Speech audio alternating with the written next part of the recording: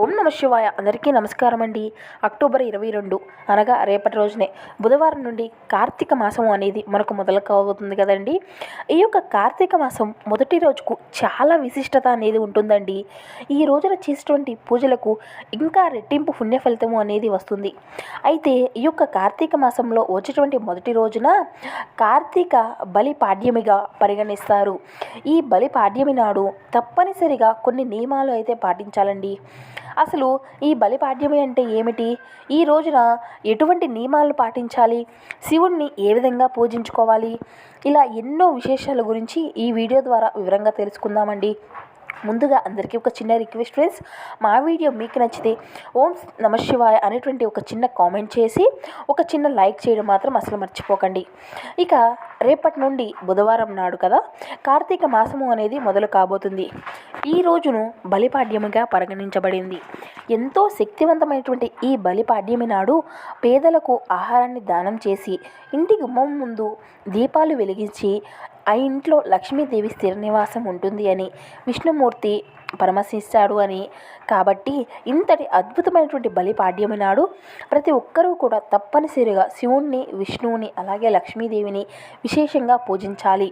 ఈ యొక్క కార్తీక బలిపాడ్యమి నాడు అంటే కార్తీక మాసం మొదటి రోజున ప్రతి ఒక్కరూ కూడా తప్పనిసరిగా నదీ స్నానాలు చేయాలి. అయితే ఈ రోజున నదీ స్నానాలు చేస్తే కనుక కార్తీక మాసం నెల రోజులు కూడా పుణ్యం అనేది దక్కుతుంది. ఈ యొక్క పుణ్య నదుల్లో స్నానం చేసేంత ఫలితము అనేది కలుగుతుంది.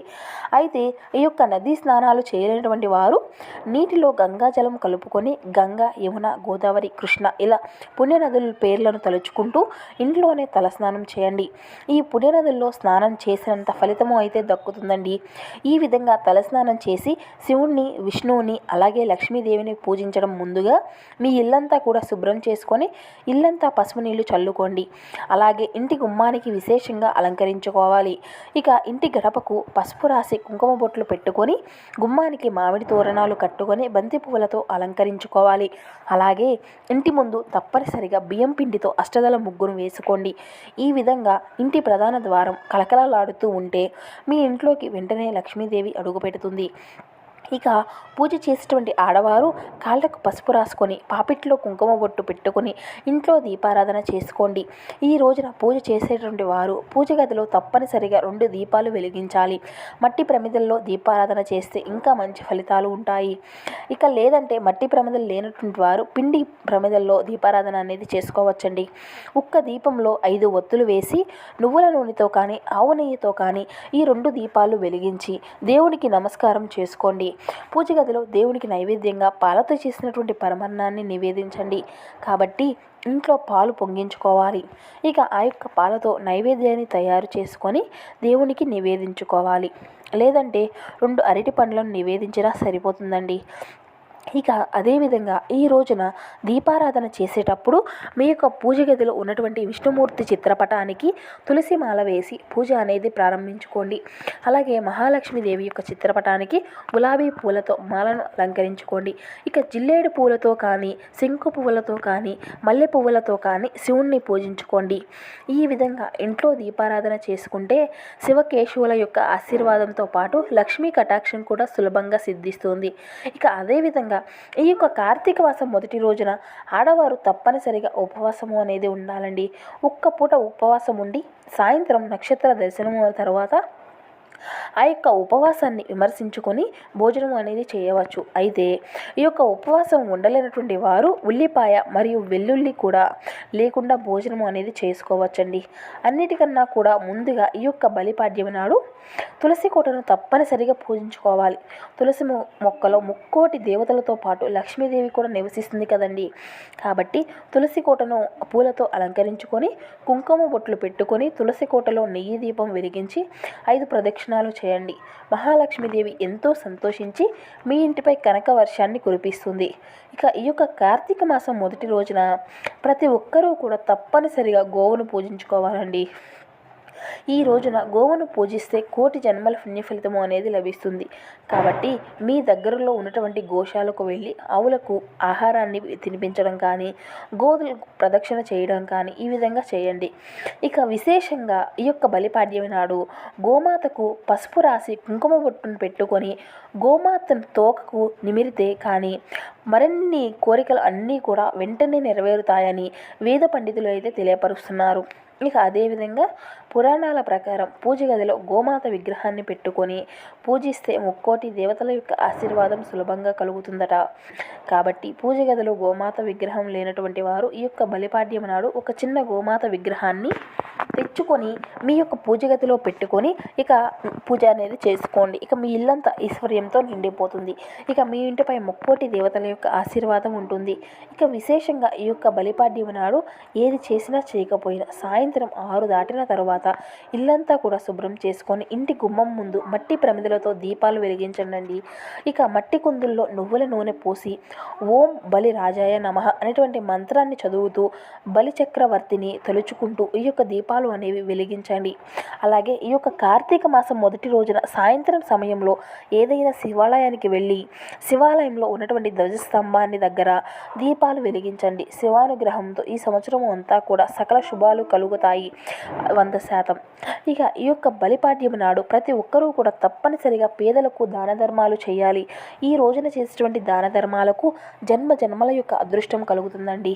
మరీ ముఖ్యంగా ఈ యొక్క బలిపాడ్యం నాడు కంద అలాగే పచ్చని కూరలను దానం చేస్తే కనుక జాతకంలో ఉన్నటువంటి దోషాలు వెంటనే తొలగిపోతాయట. మీ జాతకంలో ఉన్నటువంటి అదృష్టము కలిసి వస్తుంది. ఇక అదేవిధంగా స్త్రీలకు దీర్ఘ సుమంగళి ప్రాప్తి సిద్ధించాలంటే ఈ యొక్క బలిపాడ్యం నాడు మీ యొక్క భర్తను పూజించాలి. కాబట్టి ఆడవారు అవస్మానం చేస్తే మీ యొక్క భర్తకు కుంకుమ బొట్టు పెట్టి హారతి ఇచ్చి పాదాలకు నమస్కారం చేయండి. తద్వారా మీ యొక్క భర్త ఆయుష్ అనేది పెరుగుతుంది. ఇక మీ యొక్క భర్త ఆదాయం కూడా రెట్టింపు అవుతుంది.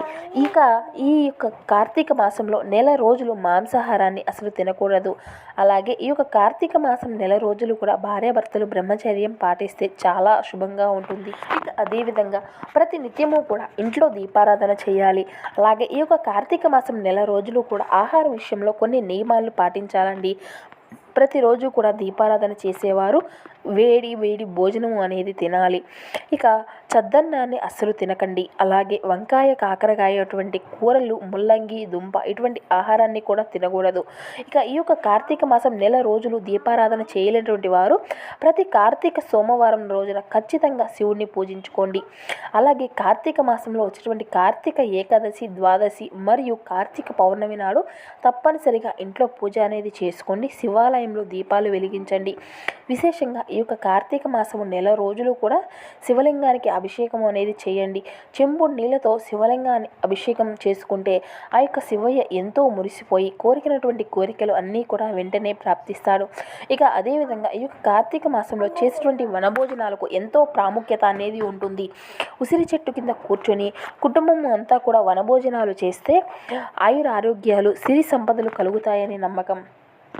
ఇక అన్నిటికన్నా ముఖ్యంగా ఈ నెల రోజుల్లో చేసేటువంటి కార్తీక పౌర్ణమి నాడు 365 ఒత్తులతో దీపం వెలిగించి శివుణ్ణి పూజించుకుంటే మీకు కుటుంబం మొత్తానికి కూడా ఎన్నో శుభ ఫలితాలు కలుగుతాయండి.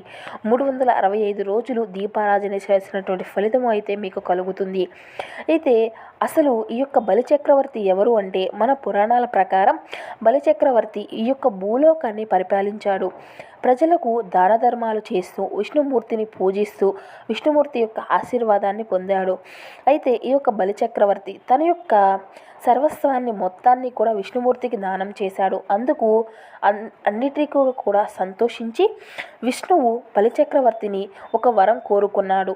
అప్పుడు బలిచక్రవర్తి, ఓ దేవా, నా యొక్క సర్వస్వాన్ని అంతా కూడా నీకే సమర్పించాను. నా కోసం కోరడానికి ఏమీ లేదు, కానీ భూలోకంలో ఉన్నటువంటి ప్రజల కోసం ఒక వరాన్ని అడుగుతున్నాను. ఇష్టమైతే అనుగ్రహించమని బలిచక్రవర్తి ఈ విధంగా ఆ యొక్క వరాన్ని కోరుతాడు. ఆ వరం ఏమిటి అంటే కార్తీక శుద్ధ పాడ్యమి నాడు భూలోకంలో ఉన్నటువంటి ప్రతి ఒక్కరూ కూడా దీపారాధన చేసి ఇంటి ప్రధాన ద్వారం వద్ద దీపాలు వెలిగించాలి. అలా ఎవరైతే చేస్తారో ఆ ఇంట్లో నీ యొక్క భార్య లక్ష్మీదేవి శాశ్వతంగా ఉండాలి అని విష్ణుమూర్తిని అడుగుతాడు. అప్పుడు విష్ణుమూర్తి తదాస్తు అని అంటాడు. కాబట్టి ఈ బలిపాడ్యం నాడు ఇంటి గడపకు పసుపు రాసి గుమ్మానికి మామిడి తోరణాలు అలంకరించి ఇంటి ముందు దీపాలు వెలిగించండి. ఈ విధంగా కార్తీక మాసం మొదటి రోజున శివకేశవులను పూజించి చిన్న చిన్న నియమాలను పాటిస్తే మీ కుటుంబానికి చాలా మంచి జరుగుతుందండి. ఇక మీకున్నటువంటి దిశదోషాలు అన్నీ కూడా తొలగిపోతాయి. శివుని అనుగ్రహం అనేది మీకు పూర్తిగా లభిస్తుంది. సో చూశారు కదండి. ఈ వీడియో కనుక మీకు నచ్చితే ప్లీజ్ ఒక చిన్న లైక్ చేసి మమ్మల్ని సపోర్ట్ చేయడం మాత్రం అసలు మర్చిపోకండి. Thank you for watching.